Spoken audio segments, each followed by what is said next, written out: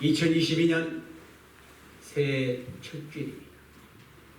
하나님의 은총이 우리 성도님들의 가정마다 함께 해주실 줄 믿습니다. 아멘. 비록 코로나의 여파로 경제적으로 어렵고 총체적인 혼란이 우리의 마음을 무겁게 하지만 믿는 우리 성도의 삶은 주님 안에서 영육간에 더 풍성해지는 삶으로 인도함을 받을 줄 믿습니다.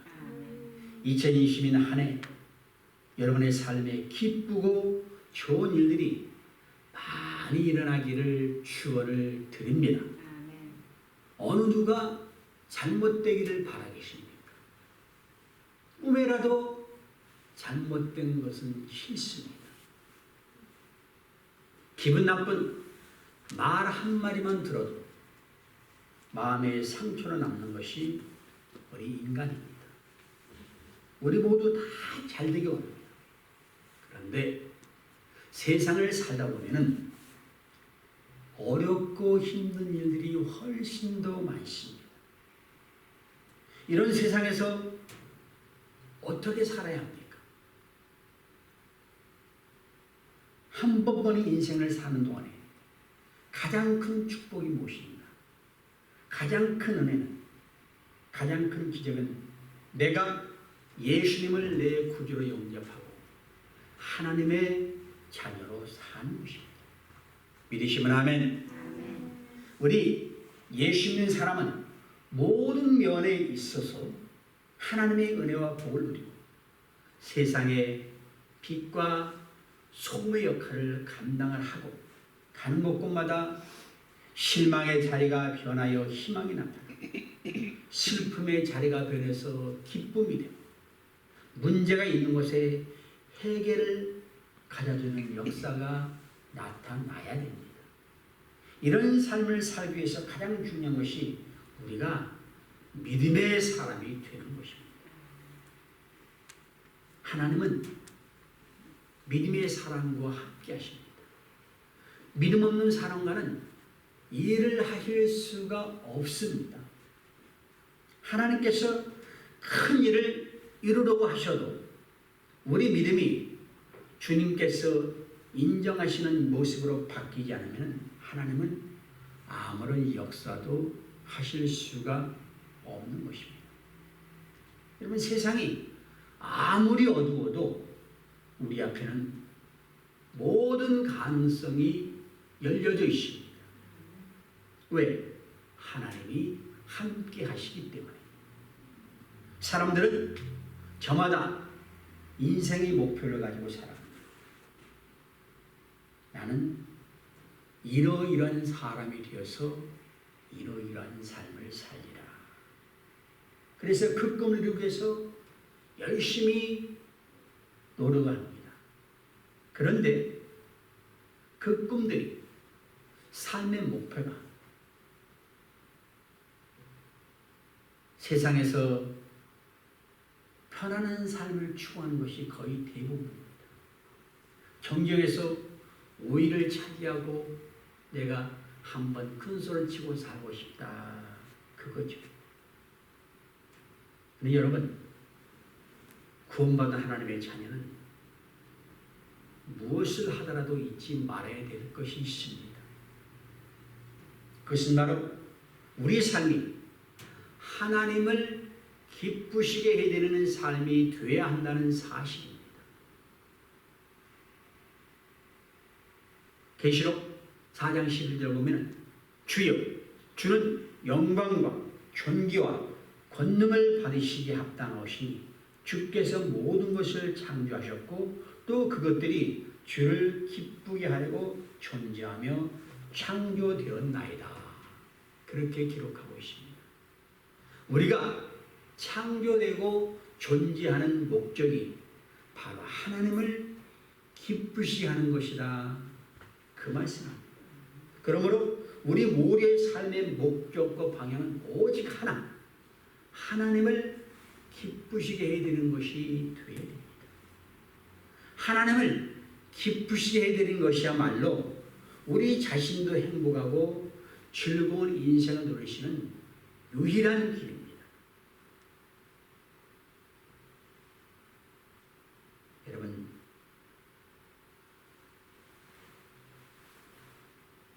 우리가 예수를 정말로 만나면은 삶의 목적이 바뀝니다. 예전에 그토록 추구하던 세상 것들이 아무것도 아닌 것들이 되어버립니다.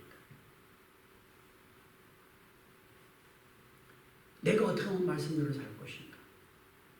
내가 어떻게 하면 주님처럼 살 수 있을까? 비록 부족하면 그렇게 삶이 달라집니다. 내 스스로가 나를 한번 생각해 봤습니다. 내가 만약에 삶에 어떤 굴곡이 없어서 내가 원하는 대로 그렇게 쭉 자랐다면 어떻게 됐을까? 중학교 입학하기 전부터 특수 가해를 받고 미리 배워서 학교에서 공부 잘하고 그래서 원하는 대학 들어가고 집에서 원하는 대로 판검사가 되고 그러면 그 인생이 행복했을까? 아니면 뜻하다는 고통으로 말미암아 먹을 것이 없고 잠잘 곳이 없고 그야말로 세상이 다 무너진 것 같은 그 상황에서 하나님 나라를 건져주시고 목사로 만드시고 이렇게 사는 인생이 나을까? 정말 솔직하게 나를 돌아봤을 때 하나님, 나는 지금의 생이 훨씬 더 행복합니다. 그렇게 고백을 드렸습니다. 사람이 굉장히 지혜롭고 똑똑한 것 같아도 짐승보다 못한 부분이 너무 많습니다. 사실 예수를 모르는 사람은 짐승보다 못한 게 맞습니다. 짐승들은 지진이나 해일이나 어떤 자연재해가 일어나면요, 그것이 일어나기 전에 미리 알고 다 대피해서 안전한 곳이 있습니다. 그런데 만물의 영장이라는 인간은 그것을 모른 채 재앙을 고스란히 당공합니다. 우리는 짐승보다 못한 것들이 많다는 것을 알고 겸허하게 살아야 됩니다. 오늘 말씀 보면서 깨닫는 것이 무엇입니까? 사람이나 짐승이나 무엇인가를 근거로 나름대로 판단해서 행동함을 살아갑니다. 그런데 그 판단의 기초가 무엇이냐 이거죠.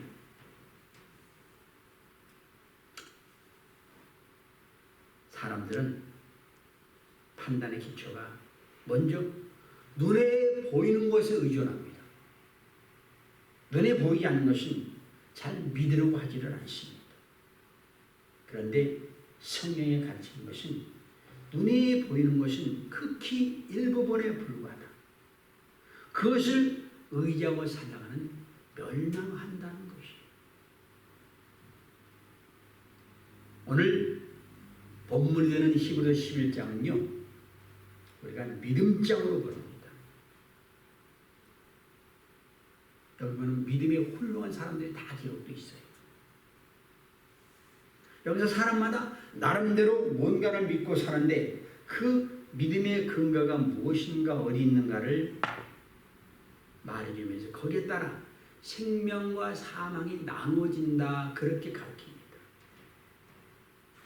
히브리서 10장까지 계속해서 제사에 대해서 말씀을 하다가 11장에서 갑자기 믿음에 대한 얘기를 합니다. 믿음은 바라는 것들의 실상이요. 그러면서 그 이유가 구약의 제사가 따로 어떤 독립적인 의미를 가지고 있는 것이 아니라 믿음의 한 부분이라 그거예요. 이스라엘 백성이 하나님 앞에 죄를 지었을 때 제사 행위 자체가 그들의 죄를 없애주는 것이 아니었습니다. 그들이 하나님 앞에 죄를 가지고 나와서 짐승을 죽여 피를 뿌릴 때 하나님이 그들의 믿음을 보시고 죄를 사해 주셨습니다. 근데 그 구약의 제사가 임시적인 것이었다는 것을 기억해야 됩니다. 예수께서 오셔서 이루신 구원을 미리 준비하는 의미가 있습니다. 예수님이 오신 후에 구약의 피해 제사는 완전히 끝났습니다. 그런데 예수님의 제사의 핵심이 뭐냐? 바로 믿음이에요. 예수께서 십자가에 죽으셨다. 그래서 우리 모든 죄값이 다 지불되었다. 이제 우리가 할 일은 그 예수님의 피공로를 믿고 예수님이 이루신 것을 믿음으로 받아들이면 된다. 그 믿음이 하나님께서 우리에게 죄를 용서하셨다는 것을 믿으면 돼요. 인생에 대한 하나님의 뜻과 계획을 내가 받아들이고 믿으면 됩니다. 하나님이 그 인생에 복을 주시고 그럼 받으면 됩니다. 여러분 사실 신앙생활인 게 믿고 사는 것이에요. 알고서 믿는 것 같은데 사실 우리는 아는 게 없어요. 한 치 앞도 모릅니다. 내 인생에 어떤 변화가 있을지 어떻게 합니까? 그런 내게 하나님께서 함께 하심을 믿고 사는 게 신앙생활입니다. 성도님들에게 오늘 세상 떠나면 천국에 들어갈 확신이 있습니까? 물어보면요. 의외로 많은 사람이 솔직히 잘 모르겠는데요. 그렇게 되더라고요. 그러면 예수님 믿습니까? 네, 믿습니다. 그렇게 말합니다. 그러면 왜 확신이 없습니까? 내가 예수를 믿는데, 분명히 믿는데 그것으로 충분한지 모르겠습니다. 나는요, 말씀대로 살지 못하는 게 너무 많거든요. 그 외에 뭔가 해야 되는 건지 모르겠습니다.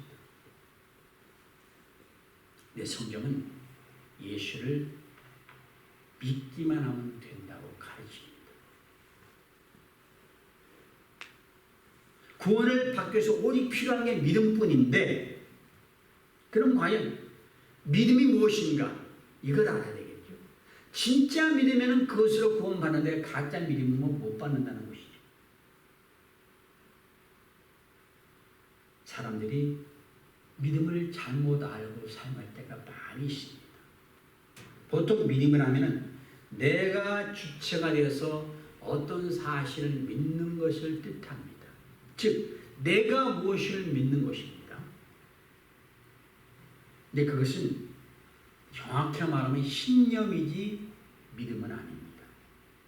그러면 신념이 무엇입니까? 사전을 보면요, 굳게 믿는 마음이에요. 그게 믿음이에요.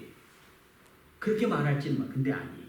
신념은 내가 믿고 있는 가치, 사상, 제도 등을 뜻합니다. 그 사람마다 신념은 다 달라요. 근데 믿음은 오직 하나예요. 도덕적인 가치와 기준도 신념이 될 수 있습니다. 내가 소유하고 있는 물질, 힘, 신념의 일부 될 수 있습니다. 내가 자라는 환경, 제도, 내 정신세계에 영향을 준 지식, 사상, 신념 될 수 있습니다. 많은 사람들이 자기 신념에 따라 살아갑니다. 신념이 삶의 기준으로 자리 잡고 있습니다. 우리 주변에서 신념이 굳은 사람 보면요, 대단합니다. 신념이 강할수록 확신에 찼어요. 자신만만합니다. 그럼 신앙이란 무엇입니까? 말 그대로 우러러 믿는 것이 신앙입니다. 내가 도저히 가까이 할 수 없는 존재 하나님, 설 수 없는 그분을 우러러 믿는 게 신앙입니다. 그래서 신앙의 기준은 내가 아니라 하나님입니다. 신념은 내가 주체입니다. 신앙은 하나님이 주체입니다. 그렇게 해서 믿음을 신념이라고 안 하고 신앙이라고 하는 것도 바로 그 때문입니다. 신념이 나의 노력이나 경험적으로 얻은 가치와 기준을 생겨났다면 신앙은 하나님부터 오는 거예요. 신앙을 주신 분도 하나님이시고 신앙을 견고히 하신 이도 하나님이세요. 그래서 신념에는 없는 초월적인 것, 신비스러운 것, 하나님의 능력, 그런 기적이 다 나타납니다. 하나님의 세계가 내 안으로 들어오는 것이 신앙이기 때문에 그렇습니다. 이처럼 신념과 신앙은 본질도 다르고 출발도 다릅니다. 근데 문제는 신앙생활을 자기 신념으로 하는 사람이 많다는 거예요.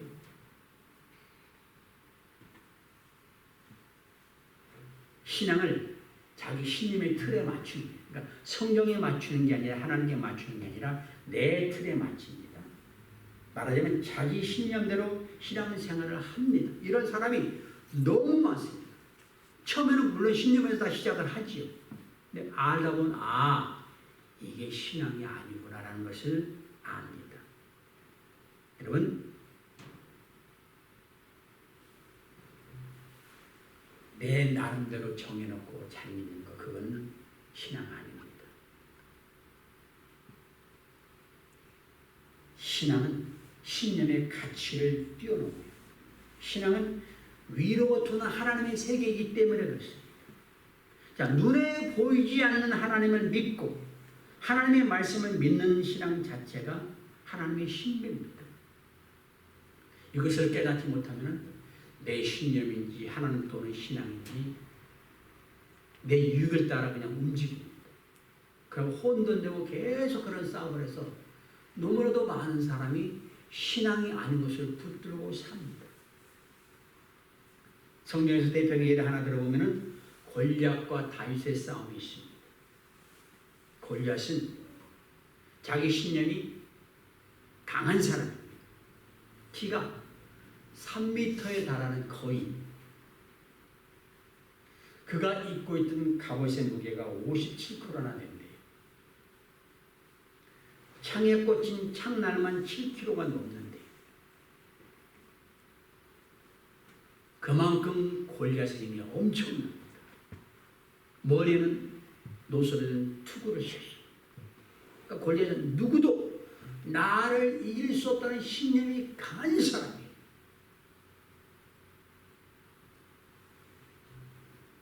이 골리앗이 40일 동안이나 이스라엘 군대를 모독하고 하나님을 비웃습니다.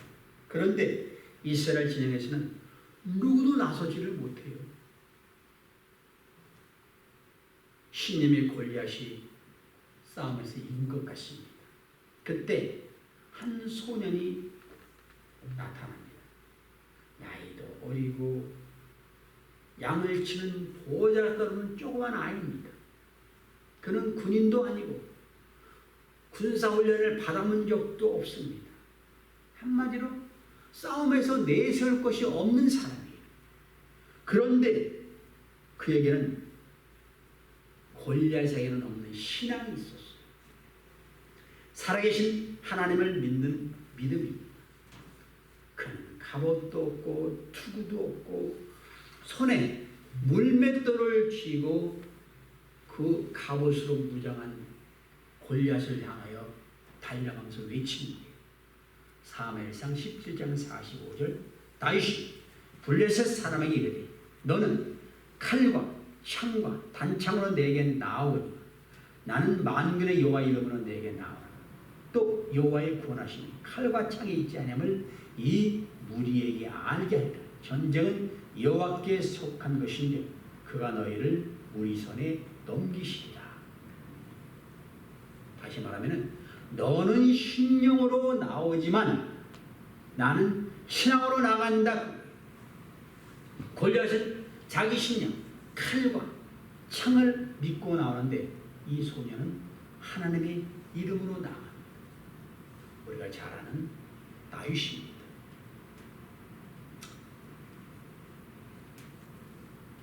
다윗은 이 싸움을 철저히 신앙의 관점에서 바라보았어요. 다윗이 골리앗을 향해서 물맷돌을 힘차게 던졌습니다.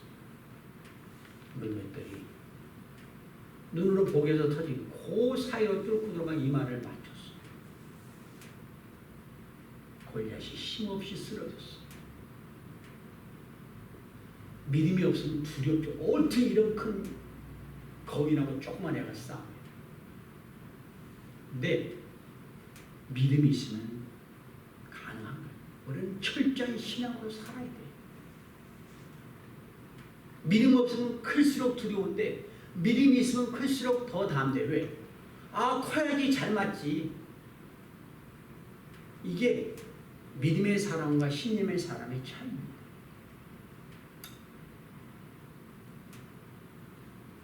여러분, 아무리 골리앗처럼 거대한 세상의 신념이라고 해도 믿음의 사람은 못 이깁니다. 예수님께서 너에게 겨자씨만한 믿음이 있어도 더 산더러 명하여 받아 던지라면 그대로 되리라 그랬어요. 아니, 겨자씨만한 눈에도 잘 보이지 않는 그런 믿음만 있어도 엄청난 그 산들이 옮겨진다 그랬는데 이게 신령으로 가능하느냐? 안 돼요. 믿음으로만 가능합니다.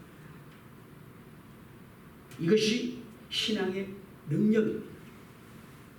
올 한 해 여러분들이 이런 믿음으로 살아가시길 주의 이름으로 부탁을 드리겠습니다. 오늘 본문 보면은 믿음이 없이는 하나님을 기쁘시게 하지 못하나니 하나님께 나아가는 자는 반드시 그가 계시는 거고 또한 그가 자기를 찾는 자들에게 상 주시는 이심을 믿어야 할지니라. 그렇게 말씀합니다.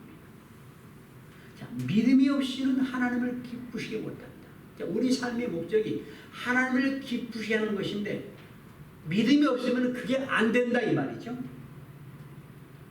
오직 믿음으로만 하나님을 기쁘게 할 수 있고 또 하나님의 사랑과 능력도 체험할 수가 있습니다.